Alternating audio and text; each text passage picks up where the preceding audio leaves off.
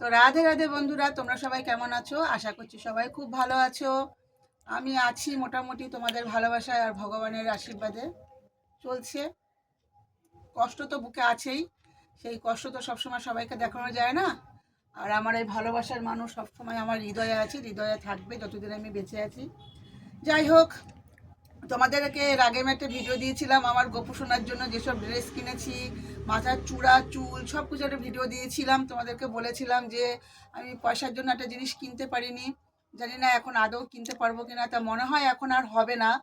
যাই হোক, ভগবান যদি চায় সব হয়, ভগবানের উপরে সব কিছু।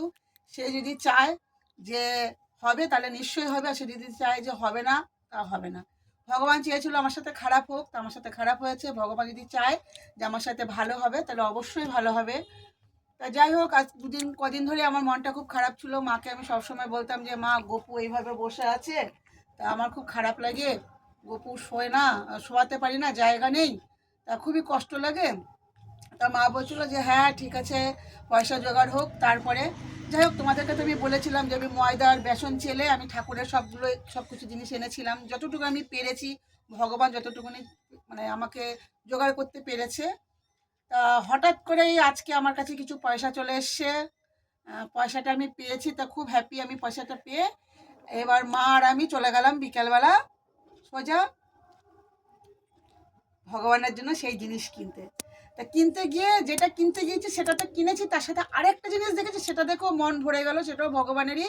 তবে সেটা এখন পয়সা হয়নি, তবে অবশ্যই কিনবো। তা কি কিনেছি সেটা দেখবো। এবার তার থেকে বেশি একটুখানি মন খারাপ হয়ে যাচ্ছে। তা দুটো জিনিস কিনেছি, মাও কিনেছে আমিও কিনেছি ভগবানের জন্য। শুধু কেমন হয়েছে তোমরা কিন্তু কমেন্টস করে কিন্তু বলবে যে দিদিভাই জিনিসটা খুব ভালো হয়েছে না খারাপ হয়েছে।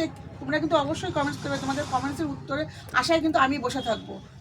এই দেখো আমার গোপু সোনার জন্য আমি কি কিনেছি, ঘন্টু নিয়ে আয় দেখা।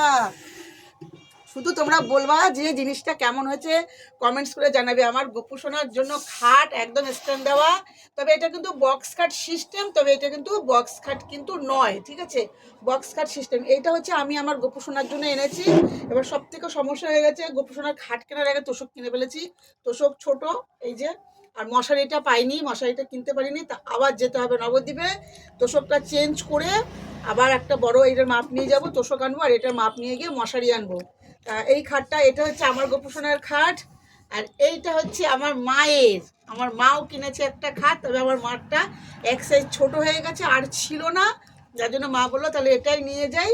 তা মা এনেছে এটা, এটাও সেই বক্স খাট সিস্টেমই, কিন্তু বক্স খাট না, বক্স খাটের মতন। এই দেখো মাথার দিকটা ঘাড়িয়ে মশাই এরকম।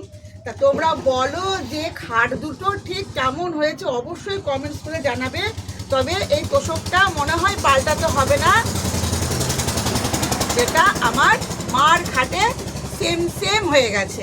এই দেখো, এটা আমার মার খাটে হয়ে গেছে, এটা পাল্টাতে হবে না। তবে আমি আমার গোপু সোনার জন্য তোষক কিনবো, আর বালিশ টালিশ সবটা আগে কেনার মশারি।